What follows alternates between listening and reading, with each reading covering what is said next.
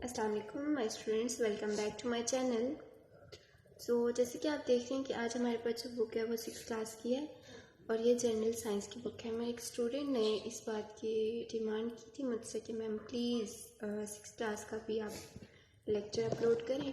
तो आज हम 6th क्लास का लेक्चर अपलोड करते हैं 6th क्लास के स्टूडेंट्स के लिए।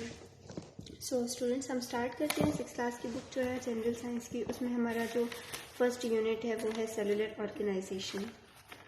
स्टार्ट करते हैं हम। तो सेलुलर ऑर्गेनाइजेशन में क्या आप आइडेंटिफाई कर सकते हैं कि ये जो एक पिक्चर बनी हुई है आपकी बुक पे, इसमें आप आइडेंटिफाई कर सकते हैं कि इन सारी चीज़ों में कौन सी चीज़ कॉमन है।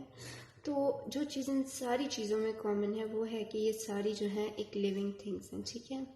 जितनी भी चीज़ें इस पिक्चर में बनी हुई हैं ये लिविंग थिंग है, ठीक है। चाहे ये प्लांट्स है, फ्लावर्स हैं, ट्रीज़ हैं, आंट्स हैं या कोई फिशेस, क्रोकोडाइल, स्नेक्स, जो भी है ये सारी चीज़ें जो हैं ये लिविंग थिंग्स हैं, ठीक है। और जो लिविंग थिंग्स होती हैं वो कुछ कैरेक्टर्स को शेयर करती हैं, मतलब उनके कुछ कैरेक्टर्स जो होते हैं वो सेम होते हैं। जैसे कि दे नीड फूड, उनको खुराक की ज़रूरत होती है। वो वक्त के साथ साथ ग्रो करना स्टार्ट करती हैं, मतलब जिस जिस तरह से वक्त गुजर रहा है with the passage of time वो ग्रो करती हैं और वो वेस्ट मटेरियल को प्रोड्यूस करती हैं। जैसे कि आप सबको पता है हम लोग भी लिविंग ऑर्गेनिजम्स हैं, हम भी वेस्ट मटेरियल को प्रोड्यूस करते हैं और उनको एक्सक्रीट करते हैं। तो जो लिविंग थिंग्स होती हैं उनका एक ये भी कैरेक्टर है कि वो वेस्ट मटेरियल को प्रोड्यूस करते हैं और उसको एक्सक्रीट करते हैं, ठीक है। उसके बाद है कि वो अपनी जो चीज़ें होती हैं उनकी तरफ मूव कर सकते हैं और उनसे अवे भी मूव कर सकते हैं, ठीक है। वो सेंसिटिव होते हैं कि जो उनके सराउंडिंग की चेंजेस होती हैं वो उनको रिस्पॉन्ड करते हैं, मतलब जब वो फील करते हैं। चाहे प्लांट्स हैं या कुछ भी फ्लावर्स भी हैं, एनिमल्स हैं, हम तो करते ही करते हैं। बाकी हमारे अलावा जो चीज़ें हैं वो भी हमारी सराउंडिंग की जितनी चेंजेस होती हैं उनको रिस्पॉन्ड करते हैं। ये कैसे करते हैं ये मैं आपको बताती हूँ कि देखें आप, जैसे कि हमारा सीज़न चेंज होता है, आटम आ गया, ठीक है। लेट्स सपोज कि आटम आ गया है, तो जब आटम आ जाता है मतलब मौसम ख़ज़ां आ जाता है, तो जो प्लांट्स होते हैं उनकी सराउंडिंग में जो चेंजेस हो रही होती हैं वो उसका रिस्पॉन्ड ऐसे करते हैं कि जो उनके प्लांट्स होते हैं वो लीव्स होते हैं वो ग्रीन से येलो कलर उनका चेंज हो जाता है, येलोइश कलर हो जाता है और वो झड़ जाते हैं, ठीक है।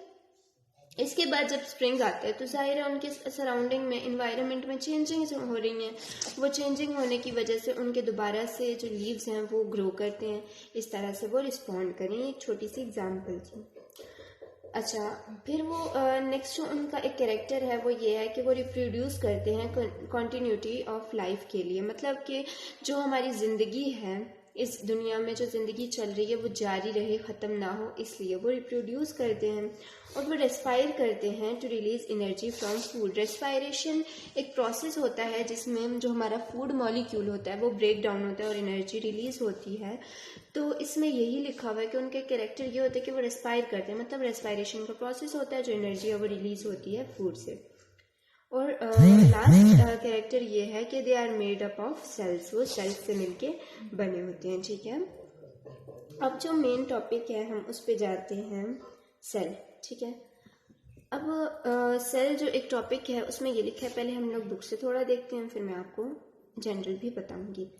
Do you know that your body is made of trillion of टिनी living units, ठीक है। यूनिट यहाँ पे हम लोग कह रहे हैं सेल्स को, और यहाँ पे ये बोल रहे हैं कि आपको पता है कि आपकी जो बॉडी है वो छोटे छोटे लिविंग यूनिट से मिलकर बनी हुई है। In every minute many of these are formed, एक मिनट में बहुत सारे इनमें से बनते हैं और बहुत सारे इनमें से ख़त्म भी हो जाते हैं।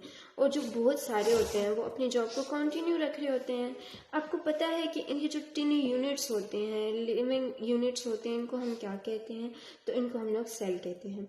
सेल जो है वो बिल्डिंग ब्लॉक है हमारी बॉडी का, ठीक है। अभी हम लोग मेन पॉइंट्स यहाँ पे नोट करते हैं।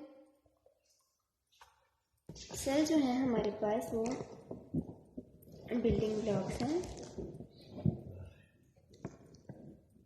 बिल्डिंग ब्लॉक्स हैं हमारी बॉडी के। सबसे पहला पॉइंट कि सेल क्या है, तो सेल जो है वो हमारे पास हमारी बॉडी के बिल्डिंग ब्लॉक्स हैं।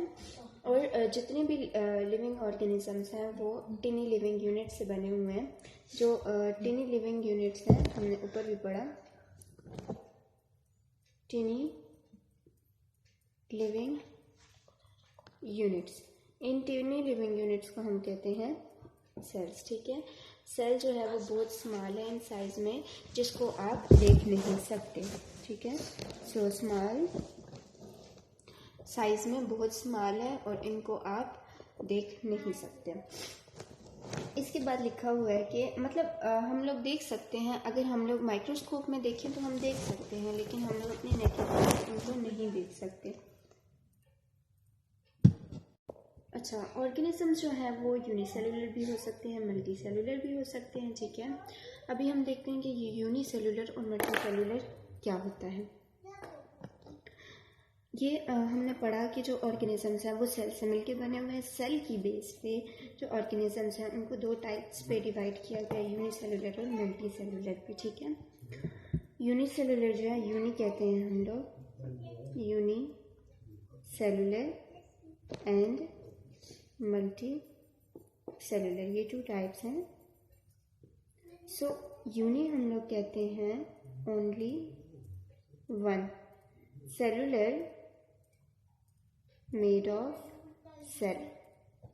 ठीक है, यूनिसेलुलर कहते हैं कि जो कि सिर्फ एक सेल से मिलके बना होगा, उसको हम लोग बोलेंगे यूनिसेलुलर। मल्टी सेलुलर कहते हैं, मल्टी कहते हैं many, cellular made of cells. Multicellular मतलब ये बहुत सारे सेल्स से मिलके बना हुआ है। ठीक है, यूनिसेलुलर ऑर्गेनिजम्स की जो हमारे पास कुछ एग्जांपल्स हैं वो है बैक्टीरिया है, अमीबा एक्सेट्रा। ये जो कुछ बैक्टीरिया है जैसे कि वो यूनिसेलुलर है, मतलब उसमें सिर्फ एक ही सेल होता है, उसकी पूरी बॉडी सिर्फ एक सेल से मिलकर बनी होती है। इसी तरह अमीबा होता है, मतलब उसमें जो सेल की ऑर्गेनेलीज होती हैं वो वर्क कर रही होती हैं, जैसे कि हमारे ऑर्गन्स वर्क कर रहे होते हैं उस तरह उनकी ऑर्गेनेलीज वर्क कर रही होती हैं। ठीक है, मल्टी सेलुलर में जो एग्जाम्पल्स कुछ आ रही है हमारे पास, वो रोज़ है, रोज़ कहते हैं गुलाब को, और फ्रॉग आ रही है। एनिमल्स और प्लांट्स जो हैं वो बहुत सारे सेल्स से बने हुए हैं, इसलिए उनको कहते हैं हम लोग मल्टी सेलुलर ऑर्गेनिजम्स। ज़्यादातर जो यूनिसेलुलर ऑर्गेनिजम्स हैं उनको हम लोग अपनी नेकेड आई से देख नहीं सकते, उनको हम लोग माइक्रोस्कोप से ऑब्जर्व करते हैं, माइक्रोस्कोप से ही हम उनको देखते हैं। अच्छा बच्चों, आपको पता है कि जो सेल्स हैं वो डिस्कवर हुए थे कि जब माइक्रोस्कोप इन्वेंट हुआ था, क्योंकि हमने पहले पढ़ा है कि हम लोग देख नहीं सकते सेल को अपनी नेकेड आई से, तो सेल उस टाइम डिस्कवर हुए थे जबकि हम लोगों ने माइक्रोस्कोप, हमारे साइंटिस्ट ने इन्वेंट कर लिया था। उसके बाद सेल्स डिस्कवर हुए थे। ठीक है, जो फर्स्ट सेल था डिस्कवर हुआ था वो जिस साइंटिस्ट ने किया था उसका नाम था रॉबर्ट हुक।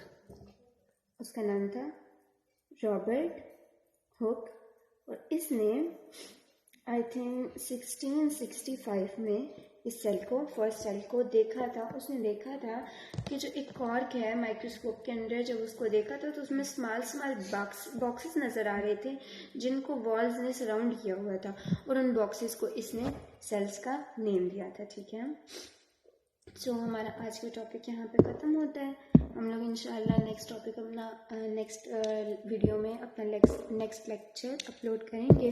सो तब तक देखते रहें आप हमारा चैनल, और आपको कोई भी क्वेश्चन हो तो आप कमेंट सेक्शन में मुझसे वो क्वेश्चन पूछ सकते हैं, या फिर किसी और क्लास के कोई भी किसी किस्म का भी कोई क्वेश्चन है आपको, या आपको डाउट है तो वो आप कमेंट सेक्शन में मुझसे पूछ सकते हैं। अल्लाह हाफिज़, थैंक यू।